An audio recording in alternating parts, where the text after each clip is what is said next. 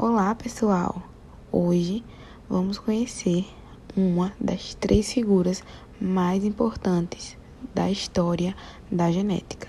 Ela, Barbara McClintock, que foi uma citogeneticista estadunidense, doutora em botânica, que venceu o Prêmio Nobel de Medicina em 1983 pela descoberta dos elementos genéticos móveis que causam o fenômeno conhecido como transposição genética. Continue assistindo para descobrir a trajetória dessa incrível cientista que mudou o rumo da genética quando as teorias mendelianas já estavam bastante consolidadas.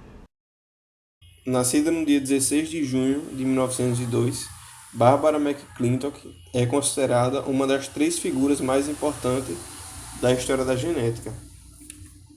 Mesmo com as dificuldades que na época tinha para que uma mulher conseguisse cursar em alguma universidade, principalmente em alguma área de ciências, mesmo assim ela conseguiu se tornar doutora em botânica e no ano de 1983 ela recebeu, no caso ela venceu o Prêmio Nobel de Medicina pela descoberta dos elementos genéticos móveis. E a nível de informação também, ela na época foi a única mulher a receber esse prêmio nessa categoria.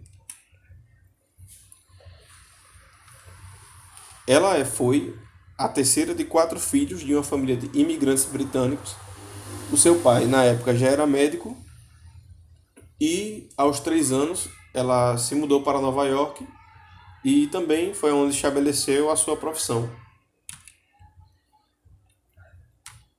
Durante o seu ensino médio, ela descobriu o seu amor pela ciência e decidiu que queria seguir os seus estudos na universidade, também na área de ciências. Porém, a sua mãe não incentivava por conta que ela queria que sua filha, no caso a Barbara McClintock, se casasse.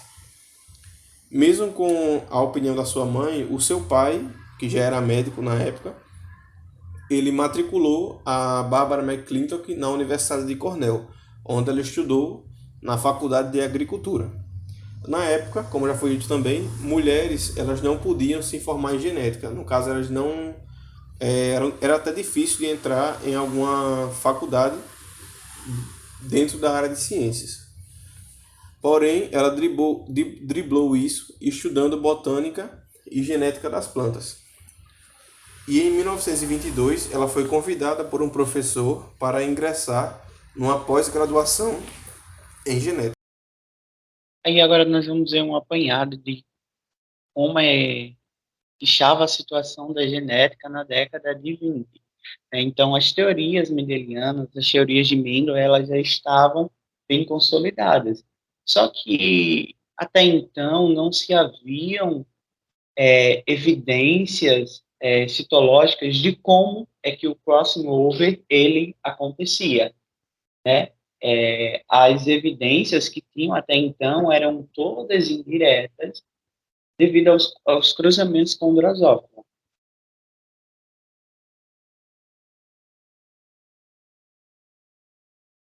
Só que aí havia um grupo de norte-americanos que eles estudavam a genética do milho, né, na Universidade de Cornell. Tá? Tendo como o dirigente desse setor Rollins Adam Emerson.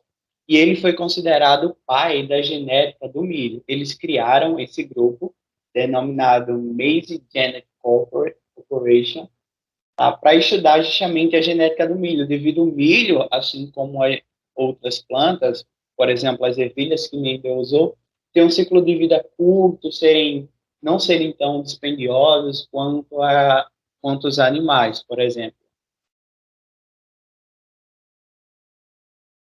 E aí, né, para Emerson, as vantagens não negligenciáveis do milho para análise genética era justamente o fato de elas serem plantas fáceis de serem analisadas citologicamente.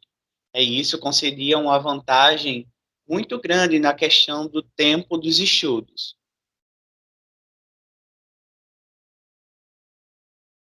As primeiras evidências citológicas de crossover,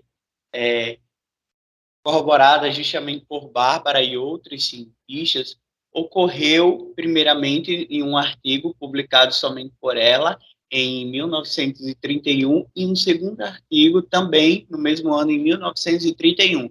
No primeiro artigo, ela conseguiu identificar um grupo de ligação a um cromossomo, isso de uma maneira observável, citologicamente. Ela conseguiu observar esse grupo de ligação, e já no segundo artigo, publicado, ela e outro cientista publicaram, eles chegaram à conclusão que o emparelhamento de cromossomos em duas regiões mostrou que ali havia partes, né, ao mesmo tempo em que a troca de genes era atribuída a estas regiões. Só que aí, Bárbara, ela não continuou muito tempo com esse grupo. Ela arrumou um emprego na Universidade de Missouri. Ela passou apenas um pouco tempo lá, porque 5 anos depois ela terminou pegando umas férias não remuneradas, porque ela não queria ensinar, ela queria apenas se dedicar a ela queria apenas se dedicar aos seus estudos, à sua pesquisa, né? Fora também pelo fato que ela estava sendo excluída por alguns colegas. É evidente que se havia um certo preconceito com as mulheres, principalmente as mulheres cientistas naquela época. Então, ela deixa a Universidade de Missouri, deixa seu emprego como professora, e ela termina indo para o Cold Spring Hat Laboratory. Então, era um laboratório em que ela teve as suas pesquisas financiadas.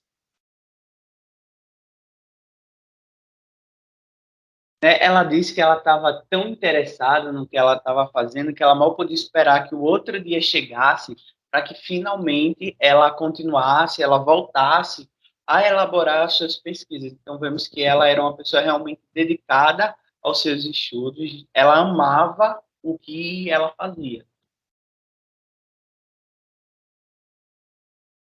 Em 1944, ela foi eleita membro prestigiosa da Academia Nacional de Ciências da América do Norte e também presidente da Sociedade de Genética. E aí nós chegamos na maior, ou eu poderia falar da maior descoberta, do maior feito científico que a Bárbara fez. Ela começou a estudar o padrão de cores de um mosaico de milho. E ela chegou à conclusão de que alguns genes eles poderiam ser movidos dentro do cromossomo. Só que isso, para a época, era algo completamente revolucionário, essa ideia de que poderiam, como posteriormente foram chamar, né, de genes saltadores, que genes poderiam ser permutados dentro de um cromossomo. E que dessa maneira, com essa troca, com essa transposição dentro do cromossomo, poderia ocorrer a ativação ou a desativação de uma dada característica, de uma dada característica física, devido a elementos, devido a elementos controladores. Isso aí, pegamos uma frase dela, quando ela disse que ela estava muito interessada na natureza das mudanças no genoma, quando o genoma encontra algo muito inesperado. E aí as suas publicações, as suas pesquisas, na verdade, elas culminaram no artigo intitulado A Origem e o Comportamento de Losses Mutáveis no Milho. Ela publicou, ela demorou, na verdade, para publicar esse artigo dela, devido justamente a resistência por ela encontrar algo completamente novo, algo fora das teorias que até então estavam estabelecidas, porque acontecia uma mudança, né, os padrões no mosaico do milho, eles apresentavam uma mudança muito estável e mudavam com muita frequência ao longo de várias gerações, então não poderia ser considerado uma mutação como na época se pensava. Então, a conclusão que ela chegou desses genes que trocam dentro do mesmo cromossomo contrariava a genética que até então era predominante.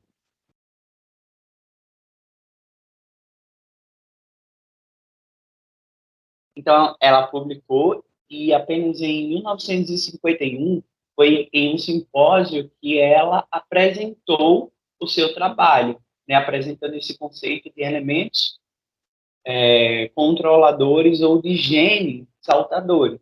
Só que como era algo completamente revolucionário, muitos chegaram a pensar, a falar que ela era completamente louca, e as ideias dela não faziam sentido nenhum, porque não existia nada até então que comprovasse aquilo. E perante a essa resistência dos pesquisadores frente às suas pesquisas, e aí já mostra que a ciência não é algo completamente neutro, como se pensa, né? O fazer científico ele é uma construção humana, a ciência é uma construção humana, então ela vai conforme eu poderia falar a maioria, aqueles que detêm o poder. Então, devido a essa resistência, ela parou de fazer publicações e dar palestras sobre esse tema.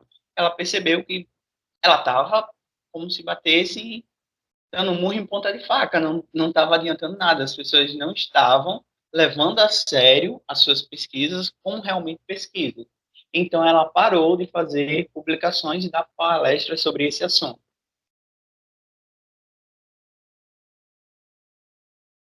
Então, apenas 20 anos, vejamos, então, a publicação, a primeira vez que ela publicou, quando ela chegou às suas conclusões, foi em 1950. Então, apenas 20 anos depois, foram que outros cientistas, a comunidade científica, ela começou a chegar às mesmas conclusões que ela. O que ela descobriu, só vieram descobrir 20 anos mais tarde. Né? Então, apenas em 1983, Bárbara ela recebeu, quando ela tinha 81 anos, ela recebeu o seu merecido prêmio Nobel. Mas, deixa cá, né? Foram 20 anos depois, 20 anos de atraso que a comunidade científica ficou devido a não dar ouvidos ao resultado das suas pesquisas.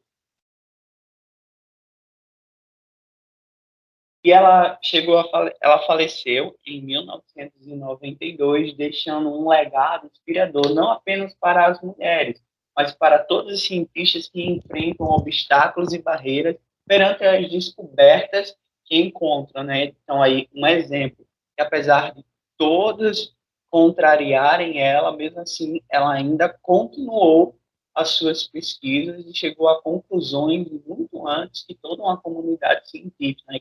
Científica que só veio considerar as suas contribuições bem depois. E é isso, muito obrigado a todos. Vai isso mesmo. Arrasou.